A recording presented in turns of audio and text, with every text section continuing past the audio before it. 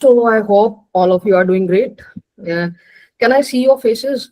Because it feels like I'm talking to screen. So if you are comfortable and if you can switch on your cameras, that will help me in releasing my anxiety for taking this session. Uh, Great, great. So I can see that there are people from different places. And yes, indeed, it's a very relevant topic as mentioned by Risana, because our childhood experiences are something that shape us as an adult. And today we will dive deeper in this topic. We will try to understand what different attachment styles are, how those different attachment styles affect our adult personality, what is the influence of parenting on our personality. And now those things have happened. Now parenting is done, childhood is over. So how we can deal with those learnings, the effects that are there, the consequences, I can say, of those parentings. So all those things we will discuss today. So let me just share my PPT, and if you have any questions, you can note them down, and by the end of the session, we will take the Q&A round. Okay.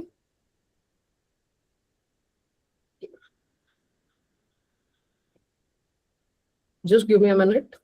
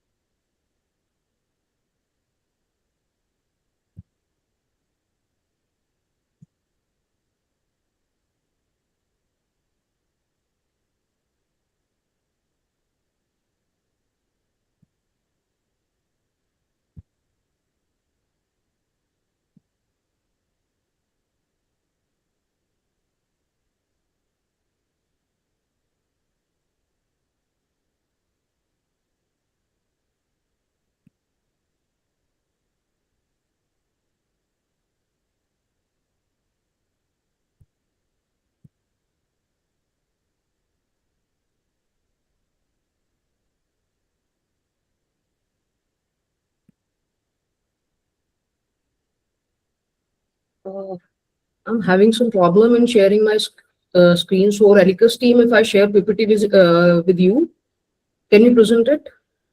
Yes, ma'am. Okay.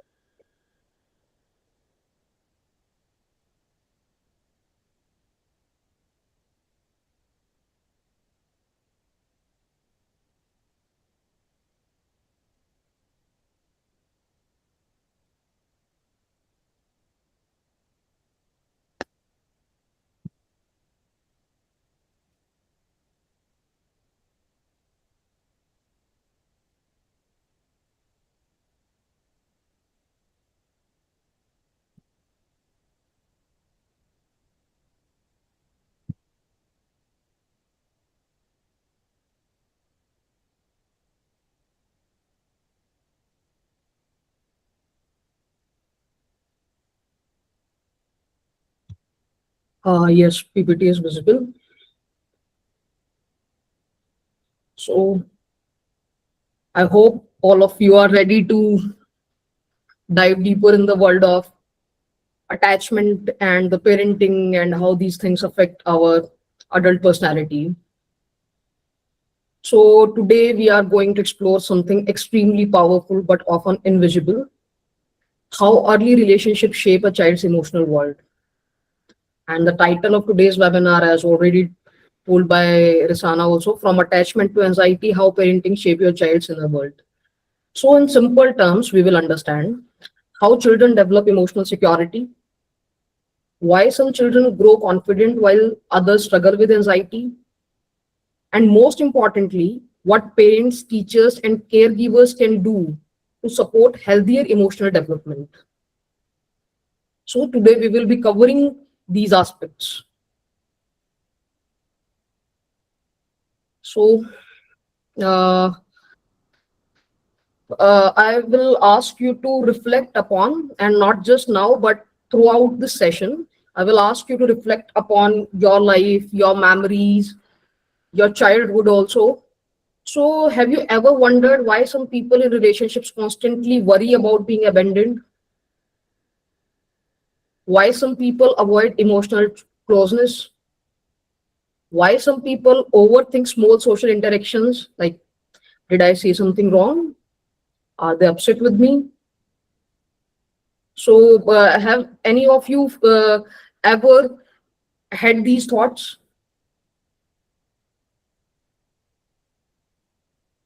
Yes, like you can simply respond if you are not comfortable in talking, because that will give me some idea that we are on the same page. Okay. So many times these patterns are not random. They are deeply connected to something called attachment, the emotional bond we formed with caregivers in childhood. And today's session is about understanding how early attachment experiences shape our emotional world, and in many cases, how they influence anxiety patterns later in life. So, while we will discuss parenting, this session is also about understanding ourselves and the people around us. So, this is the roadmap for the session. We will be covering what is attachment, then the connection between how attachment leads to anxiety. Then we will understand the parenting style, which is the architecture, parents who are the architects of our life, and how we can apply different strategies to deal with the consequences of having different attachment style or having different parenting styles. And then in the end, we will have question and answer round. So first, let's understand the inner world. So what is inner world? Every person carries an inner emotional world inside them. Think of it like an invisible psychological map that guides how we interpret life. And this inner world answers questions like, am I good enough? Will people hurt me or help me? Are people trustworthy? Is it safe to depend on others?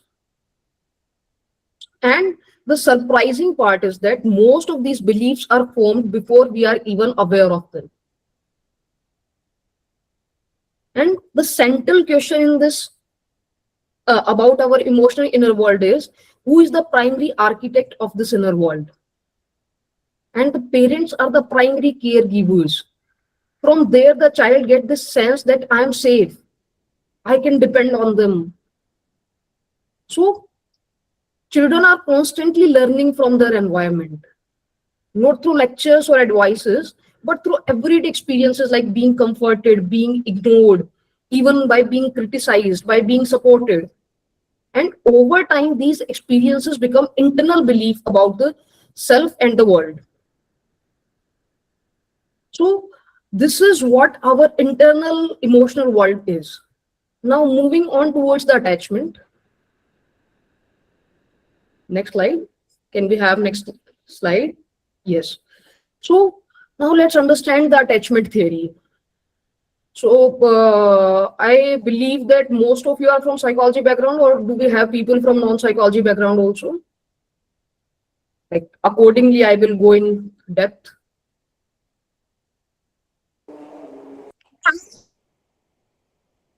I believe most of you are from psychology background. Yes, okay.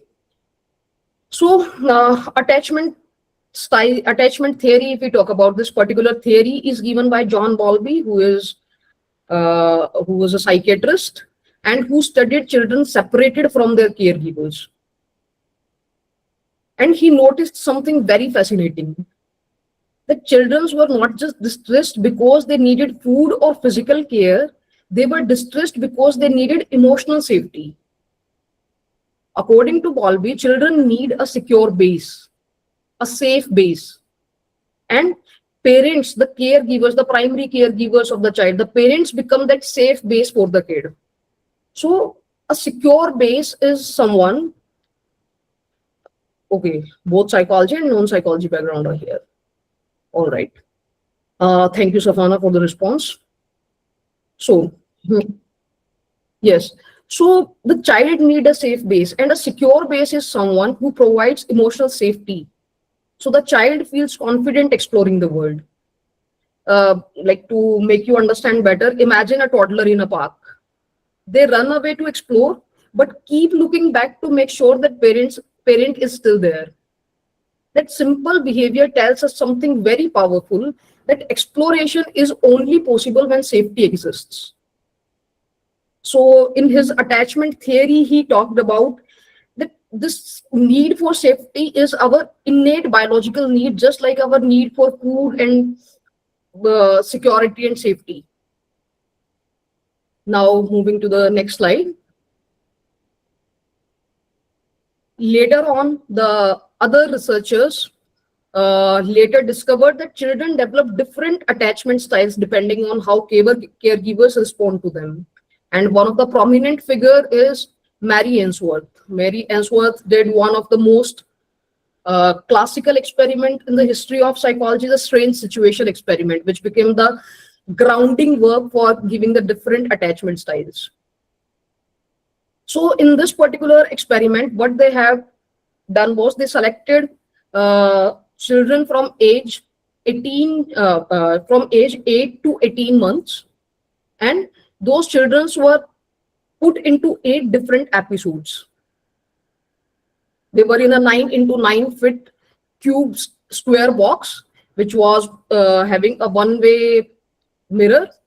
And in that room, in the first situation, the child and the caregiver both were there, and one experimenter make them aware of the room. In room, there were toys at one place, there were chairs for sitting, there was play area, all those things were there in the room. And in this was the first episode when experimenter told them about the room and everything, and the child was made comfortable in that surrounding. Then came the second episode. Then child and mother, only 2 of them are there, and child started exploring the room in presence of the mother. And each episode lasted for around 3 minutes. Then came the third episode when a stranger entered into the room. So how a child reacted when mother is also there and stranger is also present. This also lasted for 3 minutes. Then came the fourth episode, and that fourth episode was mother left the room and only stranger is there. Now, in previous 3 minutes, the child has become acquainted with the stranger, but now when mother is not there, how will they react? Again came the fifth episode, mother came back, the reunion phase, and like this there were 8 episodes. And these different 8 episodes led to the foundation of this different attachment styles. And they measured the kids on these 3 aspects. These are exploration, stranger anxiety, and reunion. So exploration is, does the child play freely when the parent is present? If yes, then it will lead to one particular type of attachment style. The second component was stranger anxiety. How does the child react to a stranger? And the third is reunion, the most important one. When the mother is coming back into the room, how does the child gets the parent upon return? Are they avoiding them? Are they hugging them? Are they just crying?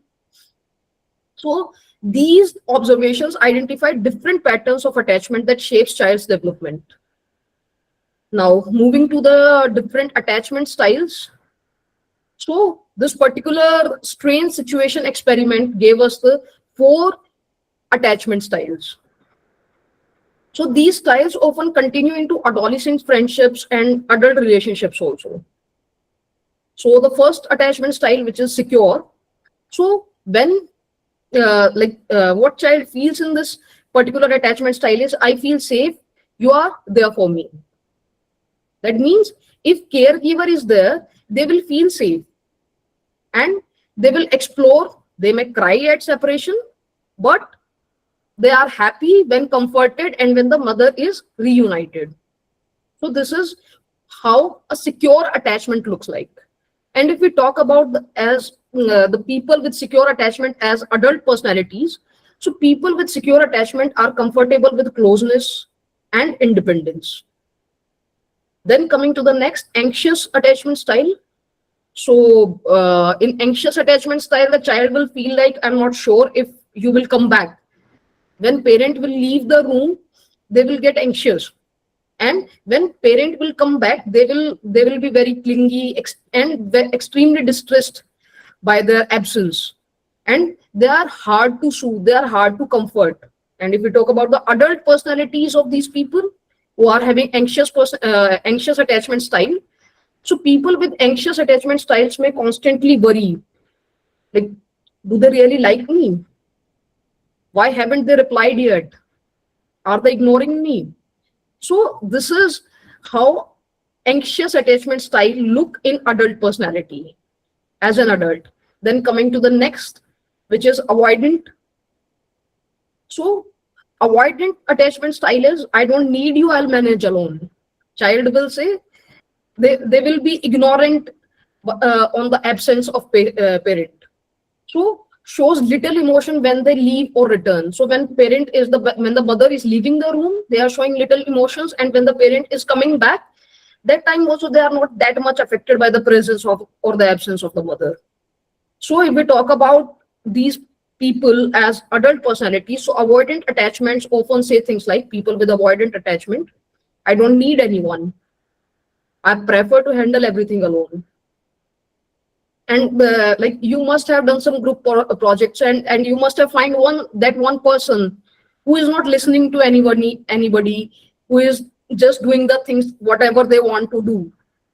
And sometimes they also say that, I do not even want to do this group project, I can do it alone. So somewhere, I'm not labeling that this is the avoidant attachment style, but this could be. I'm telling you these things so that you can observe your own behavior also, and behavior of the people around you. So it can help in your intrapersonal and interpersonal relationships. So then came disorganized attachment style. And the child with disorganized attachment style will be scared of the presence of the parent, and at the same time, I need you. Okay. Yes. So anxious attachment style will be displayed in adult personality as, do they really like me? Why haven't they replied yet? Are they ignoring me? Are they judging me? So this is how anxious attachment style looks in adult personality. And the disorganized one, so disorganized, as the name suggests, they are confused, they're frozen, or the behavior might be odd. And this disorganized behavior is often linked with trauma, because at times they have had the parenting where they felt very safe. But there were other times when parents were neglecting them. They were not present either emotionally or physically for them. So this gives a sense of confusion to the child. And as an adult, these then is this issue of volume is persistent for other also? No, ma'am. Volume is clear. Okay. Okay. So, ma'am, you can check your device. Probably this is the issue with a device. Yes. So now coming to the disorganized, we were discussing about disorganized attachment style. So in disorganized attachment styles often develops in environment where safety and fear coexist. And in relationships also, in the as an adult personality, at times they will be present, they will be very responsible, they will be replying fast, they will be sharing things. And whenever any conflict arises, they tend to come back to in their shell. They try to put a halt on the conversation. So this is how these attachment styles look in the adult personality, and these are the basic blocks of the different attachments that we have. So now I hope that you will be able to recognize these patterns in yourself and the people around you. Now coming to how our brain works with these attachment styles. So let's bring a little neuroscience into the psychological discussion. So when a baby cries and a caregiver responds calmly and consistently, the child's brain learns something important. And the brain learns how to calm down. And this process is called co-regulation. And first, the parent regulates the child's emotion, then gradually the child learns self-regulation. But when emotional needs are repeatedly ignored, the child's brain stays in a stress mode. And the brain's alarm system, which we call amygdala. Amygdala is the organ. You can imagine these are the both halves of the brain, and somewhere around in the center between both the halves, this small organ is present, amygdala, which works as the alarm center of our body. Whenever we are feeling any extensive emotions, this is because of amygdala. So when amygdala get this message that our body is not safe, physically we are in danger, we are not in a safe space, then amygdala turns on the natural alarm system of our body, and we become very sensitive. And this overactive alarm system is one of the biological roots for anxiety. The people who have this overactive amygdala, they tend to have anxiety later on. So this is how your brain is working to make you feel anxious, because your body is not feeling secured. So next time, whenever you will feel anxious, do not think of it as a problem, but try to look it from the perspective that this is your body telling you that it is not feeling safe.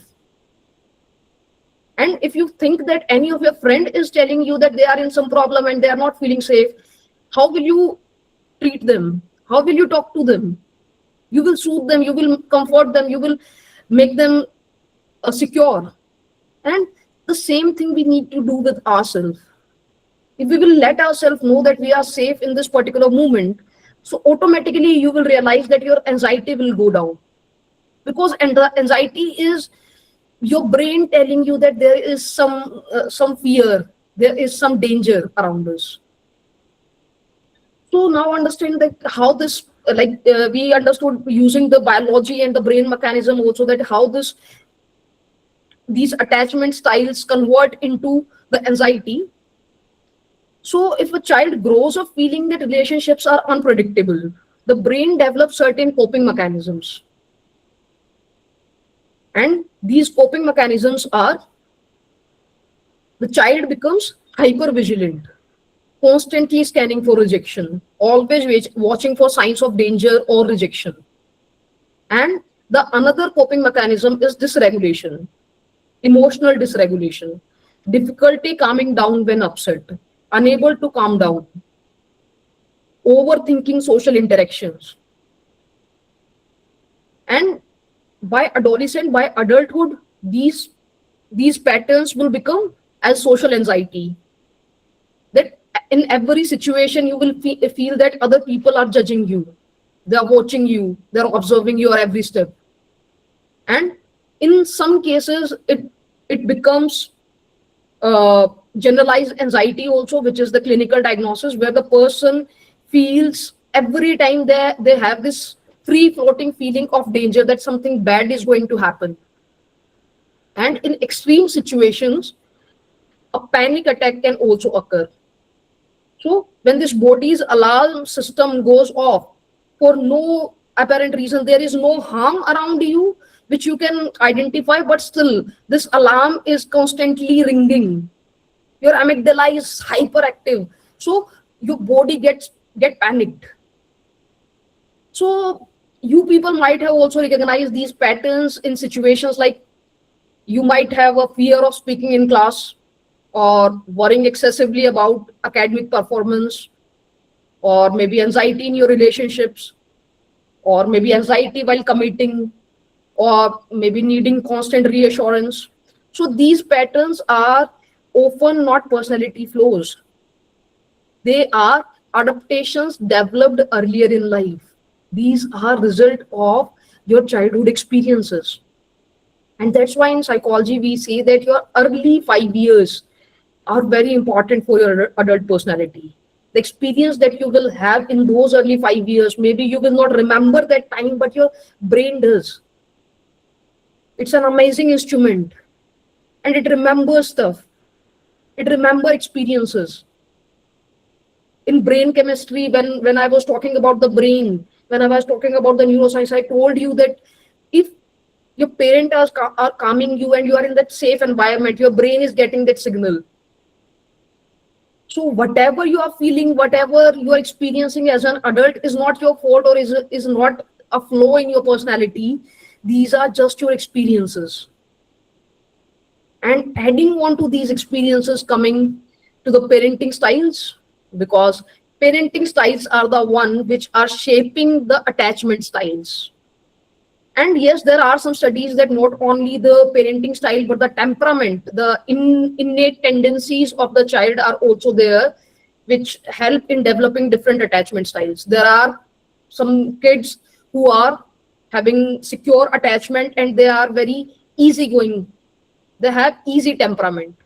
So those kind of researches are also there. But the majority of literature that exists says that there is a direct relationship. There is a significant positive relationship between the parenting styles and the attachment styles. So now coming to the parenting style, psychologist Diana Baumrind identified four major parenting styles. And these four major parenting styles are based on two things. One is warmth and another is control. So warmth is how much emotional support is provided.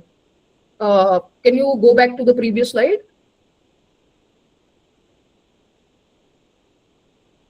Yes. So warmth is how much emotional support is provided, how much love and affection you show. And control is how many rules and expectations exist, how many rules and boundaries you set. And these styles directly create the emotional climate of the home. These control and warmth are from the parents. How warmth, how much warmth parents are communicating to the child, and how much control is there in the household, how many rules and rigid boundaries are there. And these styles directly create the emotional climate of the home, and not just the emotional climate of the home, but the inner emotional world of the child also. So this invisible atmosphere is in which a child's inner world is built. And now, based on these two components, warmth and control, Diana Baumrind gave different parenting styles. Coming to the next slide.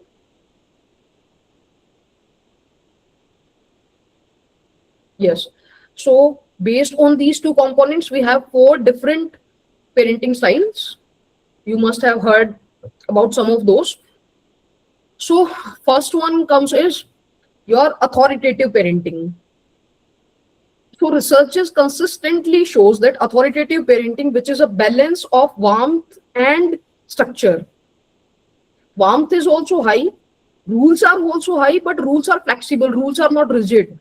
And this balance of both warmth and rules tend to produce a healthiest outcome as a child. The child will have a secure attachment, they will be confident, they will be resilient as an adult. Then coming to the authoritarian parenting. In authoritarian parenting, warmth is very low, but rules are very rigid and high. And this leads to anxious attachment style. The child maybe, or as an adult, the person may be too obedient, or they will become a rebel, very rebellious. Then coming to the permissive parenting style. In permissive parenting style, warmth will be very high, but there will be no rules. In those situations, it can work in both ways. So here the child will have difficulty in self-control. They may feel insecure without boundaries, because they do not know where the things should be. They do not know the limits. And yes, when I'm saying it can work both ways, because at times when we do not know the boundaries, it can lead to innovation and creation also. But that is in very few cases. In most of the times, researchers have shown that when the child gets permissive parenting, as an adult, they have problems with the self control. They will be having impulsive behavior. They will be having they will be in the reckless decision making. And then coming to the uninvolved parenting style. So uninvolved parents are low in warmth and rules both. And these kids are at high risk of emotional and behavioral issues. So the key message here is not to judge parents, because most parents simply repeat what they themselves experienced growing up. But to understand that how the parenting is affecting your adult personality, and when we will understand, when we will have the awareness, we can do something to change things. It's just like that let's say your parents are making you wear some specific color as a child, and as an adult you do not like that color, so you can stop wearing it. Yes, it is not that simple. Letting go the effect of the early childhood experiences or the parenting style is not just simple as not wearing the color of cloth. But yes, it is similar to that. We can, if we are aware that this is something that we do not like, this is something which is the result of our experiences, we can work on changing things. In the later discussion, we will discuss those strategies also, some tools that you can use to handle these effects of different parenting styles and different attachment styles also. Now let's discuss a case. So let's look at a small case. So meet Arjun. He is of age 7. Arjun is very bright but hesitate to answer questions in class. Even when he knows the answer, yes, case Vignet we are talking about. So meet Arjun. He is of age 7. Arjun is very bright but hesitates to ask question in the class.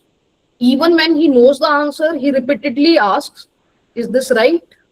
Is this okay?" At home, his parents value achievement and praise him mainly when he gets top grades. Now I want you to think about something. What message might Arjun be internalized about himself? Can anyone wants to tell? Which parenting style this might reflect?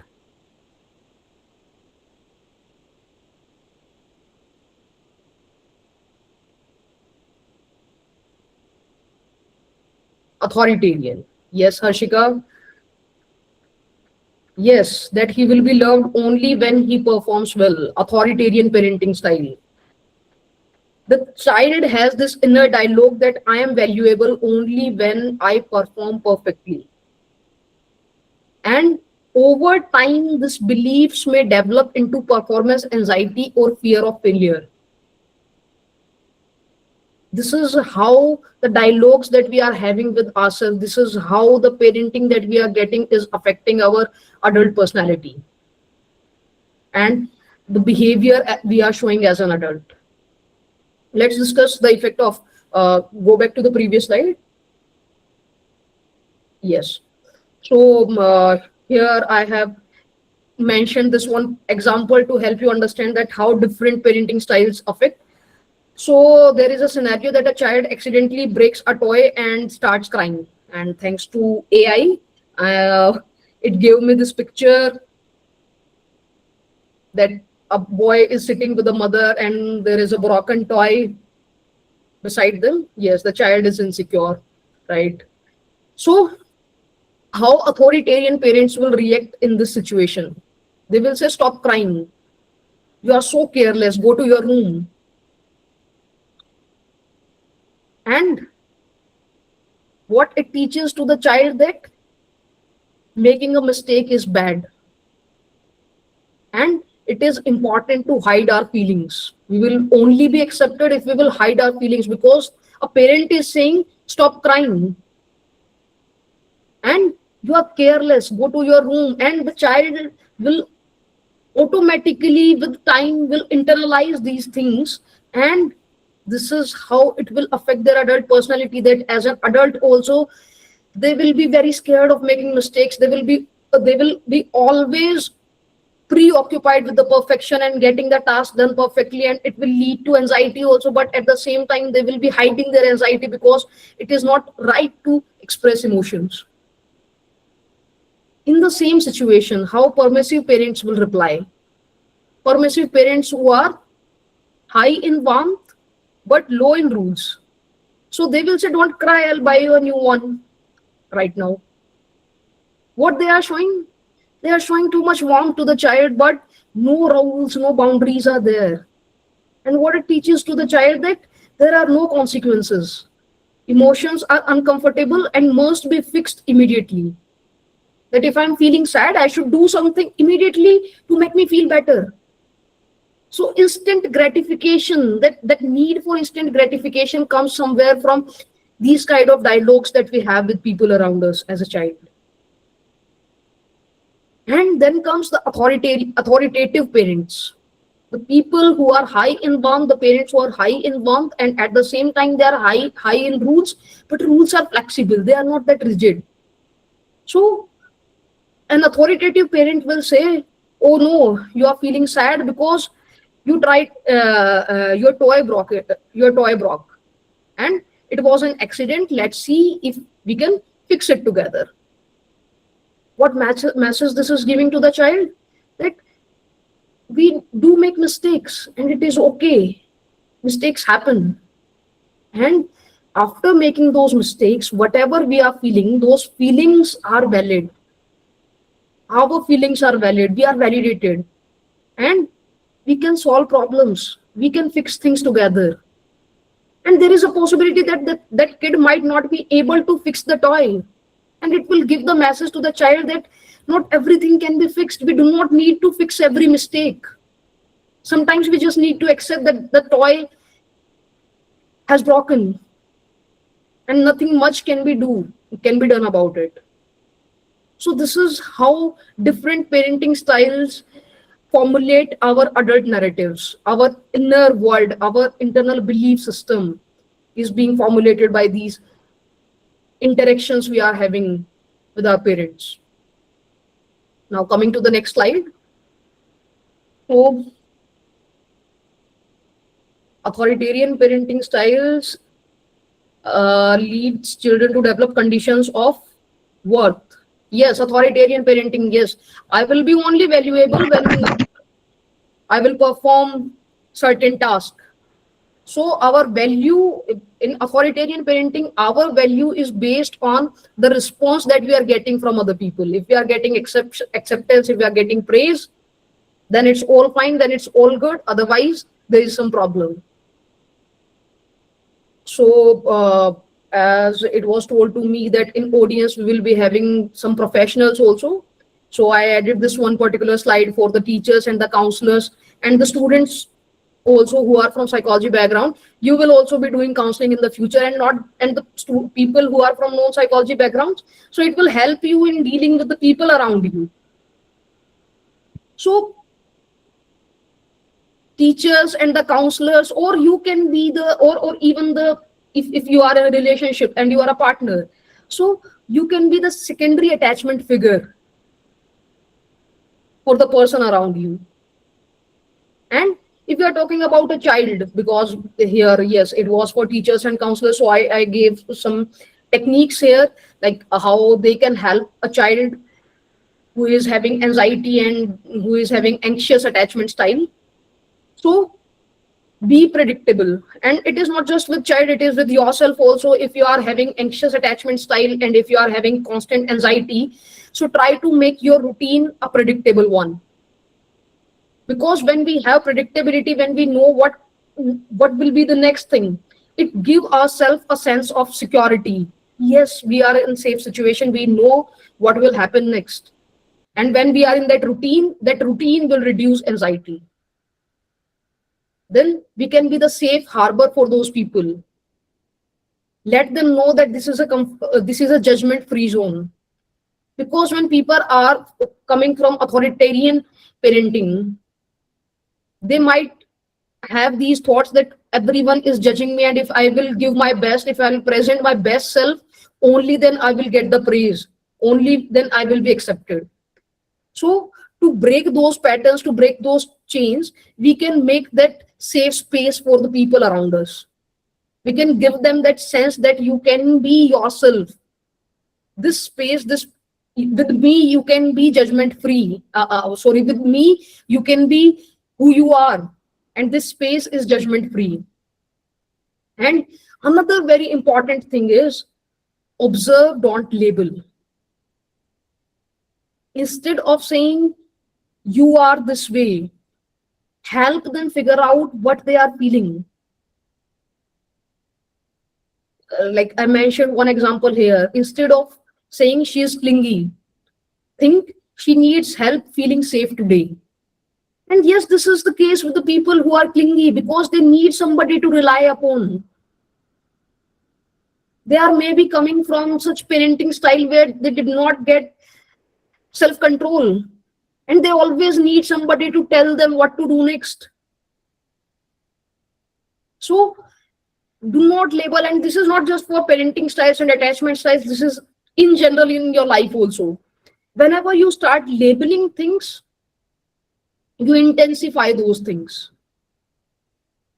And labeling is also important when it comes to your emotions. When it is about your own emotions, then labeling is very important because labeling help you to become aware of yourself. But when it comes to the behavior of other people, refrain yourself from labeling. Just observe and try to understand what is the real reason behind them feeling this way, or behind them behaving this way. And yes, if you are working as a professional who is in a role where you have to deal with students and children, so you can collaborate with parents also, and you can share the things that are happening at the schools, and you can learn what works best at home, and you can do the parent counseling also. You can communicate with the parent that how the parenting is affecting the behavior of the child. So this was a brief toolkit for teachers and counselors. Now moving to the next slide. Case vignette we have done. Yes. So till this point we have discussed the consequences of having different parenting styles or having different attachment styles. And now you must be thinking, yes, now we are adults and we have developed so and so attachment style. We have had so and so parenting style. Now what we can do? Because yes, we are the byproducts of the situations around us. But good news is repair is possible. And resilience is the key. Psychologist Donald Winnicott introduced the concept of good enough parenting. So he said that you do not need to be perfect. Children are resilient. As a parent also, as a caregiver also, if you have younger siblings at your home, parents do not need to be perfect. And children also do not need to be perfect. But what they need is repair. Repair means reconnecting after conflict. All parents have moments of yelling or misunderstanding. The key is to go back and repair. And this is not just for parents, but in your relationships also, in your adult relationships also. Because become overly dependent on me as a teacher, counselor, if I am being a safe space for them and the child is not able to adjust, uh, say for example, after school hours. Yes, Harshika, we will come back to your question. Uh, Maybe you will get the answer in the later slides, and if not, then we will come back to your question. All right. So, yes. So, not just for the parents, but for you also in your relationships around you, the key is to go back and repair, because we are humans, we have outbursts, we make mistakes, but the important thing is going back and resolving the conflict. And you can acknowledge your mistake, that I'm sorry I shouted earlier, I was feeling frustrated, but it's not your fault, I love you. But yes, this sometimes this becomes a negative pattern also, that every time you are making a mistake and you are apologizing, and but you are then again you repeat the mistake. So whenever you are saying that I am sorry, make this a habit, that try to do not repeat that mistake again, because sorry means that we are sorry, we feel bad about doing this thing, and we will try to make it better. So when you are apologizing for something, when you are accepting your mistake, on it and work on it, because unless you will work on it, it is that sorry means nothing, it has no value. So this simple movement of reconciling with your partner or with the loved ones around you, that simple movement teaches us that something powerful. And as a child, it is very important that as a child, when you are acknowledging your mistakes, when you are reconciling with them, it gives them a message that relationships can survive mistakes. And this particular belief builds emotional security in them. So now coming to the next slide, there are some quick help tools. I have mentioned some help tools for different attachment patterns. So for the people with anxious attachment, if you often feel fear of abandonment, clinginess in relationships, and need constant reassurance, this indicates anxious attachment. And how you can help yourself in dealing with this particular attachment style. So the first thing that you can use is name the narrative. Name the narrative means for individuals who developed anxious attachment patterns, certain strategies can help. When anxiety appears in relationships, it is often the brain's that's old attachment alarm. Because when you are getting attached with somebody and you are having that anxious attachment pattern, you are having in that state of anxious avoidance stage. You will connect with the person, but at the same time you will avoid them. So one important step is naming the internal narrative. When anxiety appears in relationship, your brain's old pattern is that alarm, that amygdala is reactivated. And when you feel panic in a relationship, pause and say, this is my old attachment alarm. The current situation is not the fact. The current situation is, the current situation is not the past. So whatever has happened in the past, it will not repeat again. And this is just my insecurity, my previous experiences talking. Because in our evolutionary history, these emotions, these attachment styles have very important role in our survival. Whenever we are feeling any emotion, that emotion is telling us about our surrounding.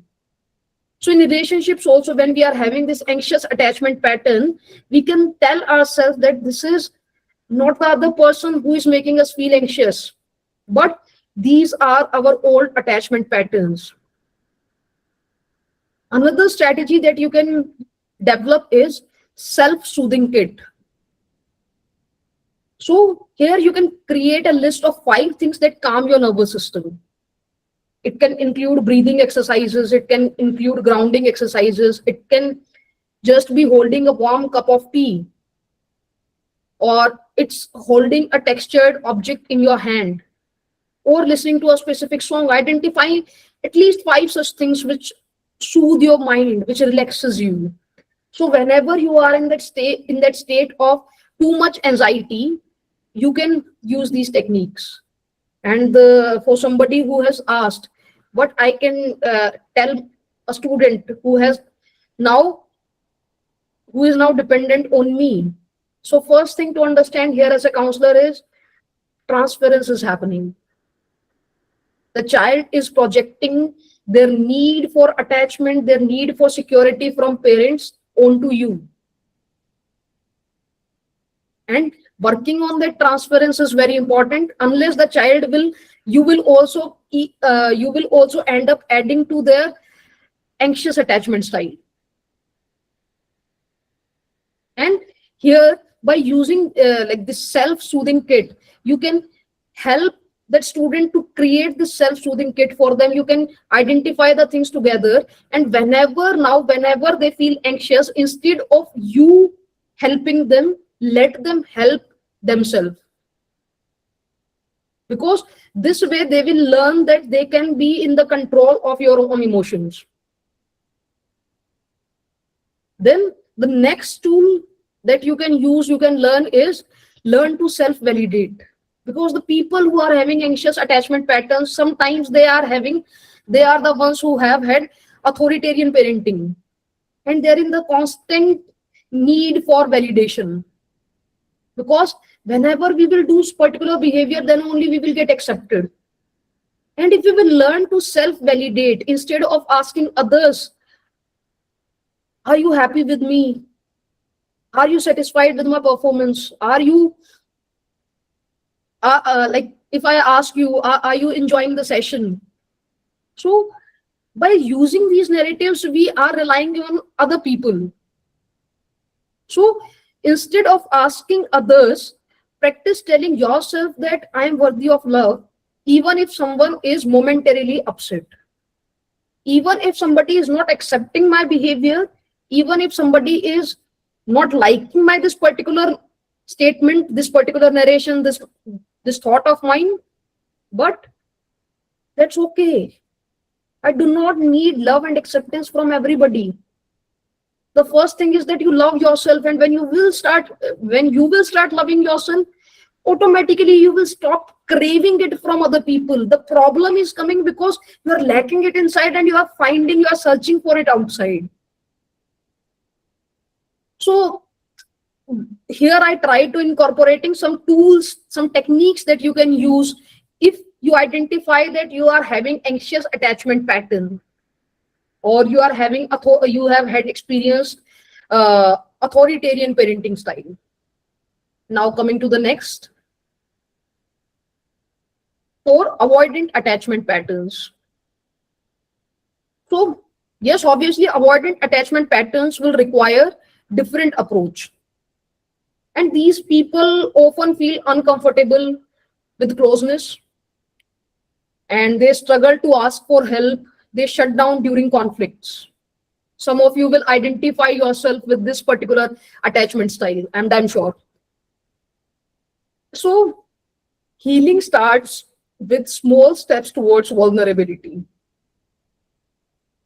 For example, accepting help from someone, sharing your small emotions with other people, practicing awareness of bodily responses during conflict, that how your body is responding when you are in a conflict with somebody. And over time, these experiences will show the brain that closeness can be safe. You can be close with somebody. So you can do this small yes experiment. Practice vulnerability in tiny safe steps. Let someone do a small favor to you. Share one small feeling and notice that the world doesn't end.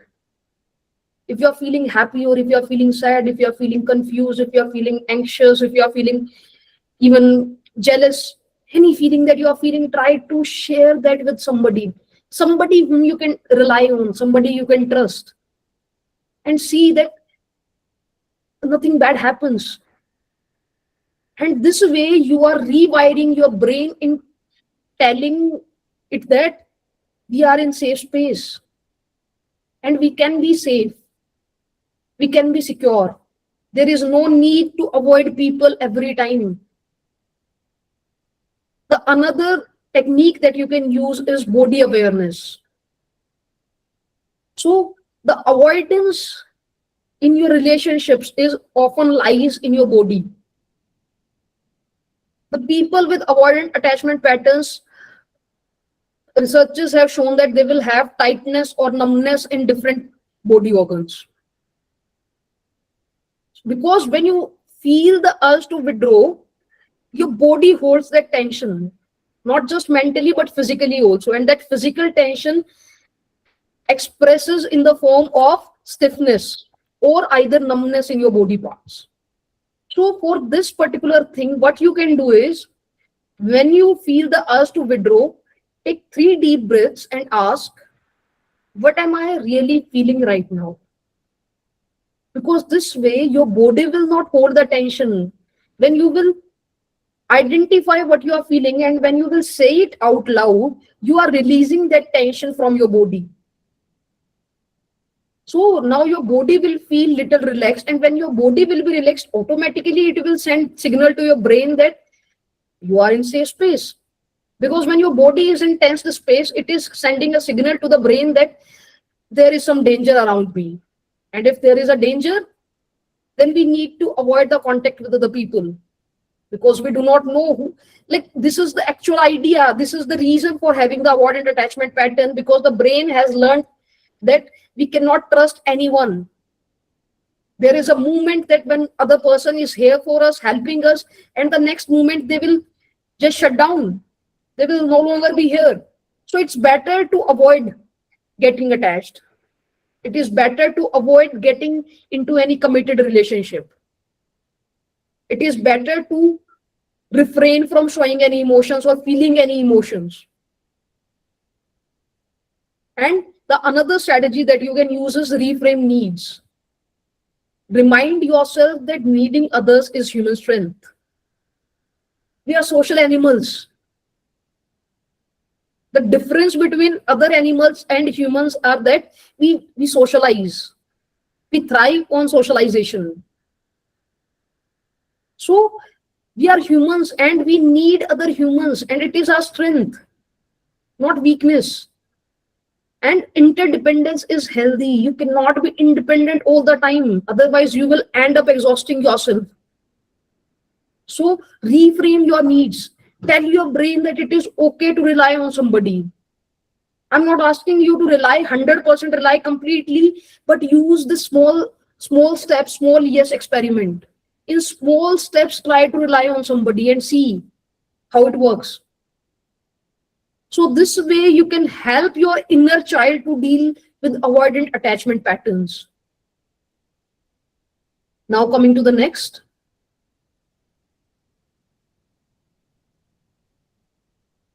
Yes. So these are the general healing strategies that that everyone with different parenting styles can use. So a powerful psychological tool that you can use, technique we call, is reparenting. Reparenting your inner dialogues. And when you will reparent your inner dialogue, you will reparent your inner child.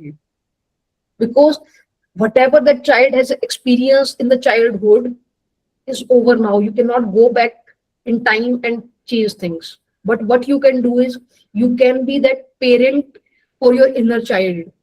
You can give that love, you can give that affection, you can give that safety to your inner child. So whenever your inner critic is loud, ask,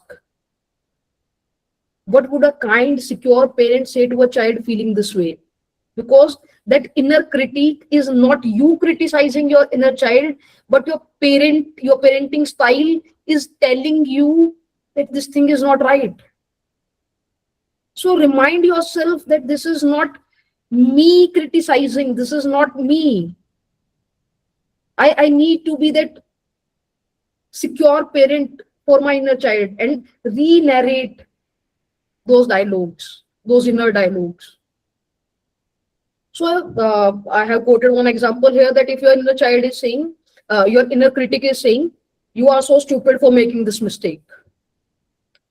So you're reparenting, you can reparent this particular narrative by saying, you made a mistake, everyone does, you are still learning and growing. And again, I love you anyway, because this need for love is natural in humans. And not just in humans, it is natural in all the living beings, whether these are plants or animals. Whatever will be loved, it will thrive. So start loving yourself, practice self-love. And when you will love your inner child, automatically it will heal from the unfortunate bad parenting or the problematic attachment styles that you have learned. Other thing that you can do is if you find that your attachment styles or the parenting that you have had is leading to a extreme level of distress in your life, then you can go for therapy also. And in therapy, different therapeutic techniques are there. CBT, psychodynamic therapy, EMDR or schema therapies can be used. And as a counselor, a therapist provides a safe base. If you remember in the beginning slide, we started with the safe space, that a parent, a caregiver is the first safe base for a child. Until adulthood, even in our older age, if that safe base is not there, every time we just crave for that safe base. And if we will get that safe base, we will start growing. So therapist provides a secure base from which you can explore your past. You can explore how the parenting is influencing your adult personality. And very important thing, choose your relationships wisely. Seek relationships, make friends and partners who are consistent, reliable, and emotionally available. Healthy relationships can literally rewire attachment patterns. It is research proven that if you have a reliable partner, if you have a healthy relationship in your life, it can rewire your attachment pattern, because attachment patterns are learned in the neural pathways, and our brain has this amazing magical trick called neuroplasticity. Our brain can learn new things, and when it is learning new things, you can rewire it also for attachment patterns. You can rewire it for the experiences of the parenting that you had. So these are the general healing strategies that you can use. Now coming to, I guess, our last slide. So this is for those who didn't have ideal parenting. Important is acknowledge the reality. Many people listening today may recognize that their childhood was not ideal. And attachment theory can sometimes trigger guilt or regret. But it is crucial to remember that it is not about blame. It is about understanding. And modern neuroscience shows that the brain remains plastic throughout life. And with supportive relationships, therapy, and self-awareness, people can develop and secure attachment. And healing is always possible. Understanding your story, understanding your past is the first step to rewiring it. So I hope that this particular session has helped you to understand your inner child, understand your story better, and to learns few techniques that you can use to rewire the things inside your brain, and that will automatically make your heart feel better. So coming to the last slide.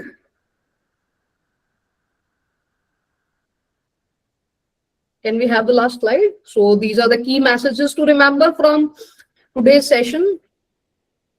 That attachment is the foundation on which inner world is built. Attachment forms the foundation of a child's emotional world. And anxiety often emerges when early environments feel unpredictable or unsafe. And parenting styles shape the emotional climate of the home. And most importantly, change is always possible. It's never too late to change. Understanding these dynamics is the first step toward healing, whether it's for yourself, for your child, or for your future clients. So I want to close my dialogue with this particular thought that human brains are adaptable, human hearts are teachable, and healing is always possible. Because the brain is plastic, it can adapt to the new situations, and we can teach new things to our heart. So the healing is always possible. So thank you all for your attention, and I would now be happy to take your questions.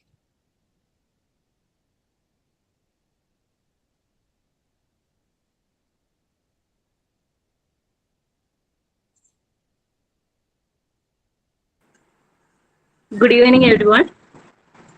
I am Safana Sudhi, Head of the Department of Psychology, CSI College for Advanced Studies, Punnakkad, Pathanamthitta, Kerala. Before I move to the formal vote of thanks, I would like to briefly introduce our institution. CSI College for Advanced Studies, Punnakkad, established in 2022 under the management of CSI Madhya Kerala Diocese, is affiliated with Mahatma Gandhi University, Kottayam. Our college is committed to providing quality higher education and holistic development for students. Currently, the college offers undergraduate programs such as BSc Psychology, BSc and MSc Food Technology and Quality Assurance, BCom Finance and Taxation, and BA Animation. Now, moving to the vote of thanks on behalf of the Department of Psychology, CSI College for Advanced Studies, I would like to express my sincere gratitude to everyone who made today's webinar a success. Thank you all. First of all, I extend our heartfelt thanks to our esteemed resource person, Dr. Nidhi Kalonia, Assistant Professor at Amity Institute of Behavioural and Allied Sciences, Amity University, Haryana, for delivering such an insightful session on From Attachment to Anxiety, How Parenting Shapes Your Child's Inner World. Your valuable insights have been truly beneficial to all of us. Thank you, ma'am. So it is always nice to connect with Relicus, and yes, this time with your college also, ma'am. Thank you for the opportunity, and I liked interacting with you all. Can you all switch on your camera so that we can have a screenshot?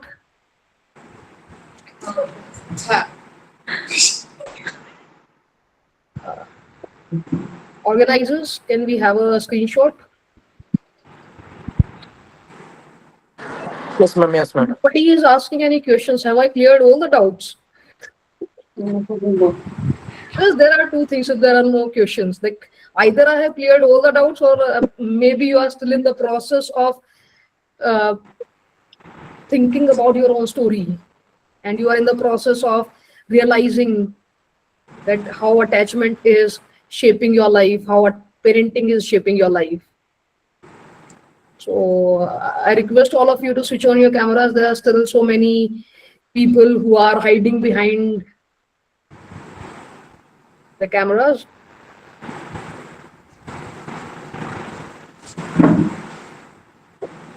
I request Team Relicus to take a screenshot and kindly share it with me.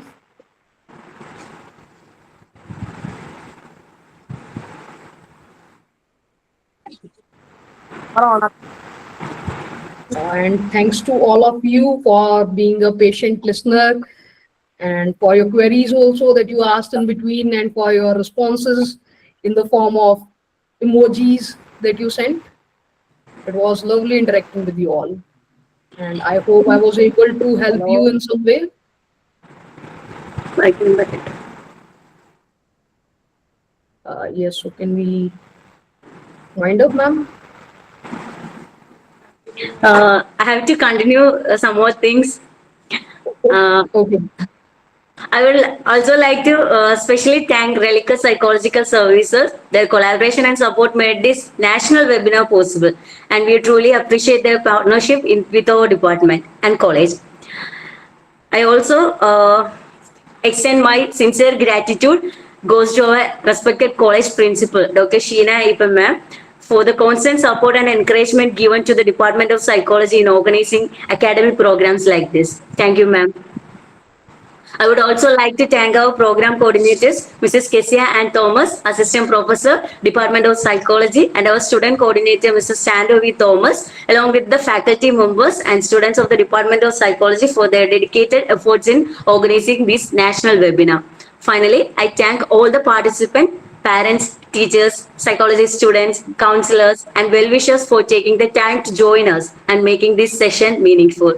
As a gentle reminder, participants who have requested e-certificates will receive them through email within 3 days. Thank you all once again for the valuable time and participation. Have a wonderful evening. Thank you. Okay, thank you, everyone. Have a good day, good Thank you, evening. ma'am. Thank you, ma'am. Good evening. Ma'am, thank you so much. Thank you, ma'am. Thank you. Thank you, ma'am. Thank you, ma'am.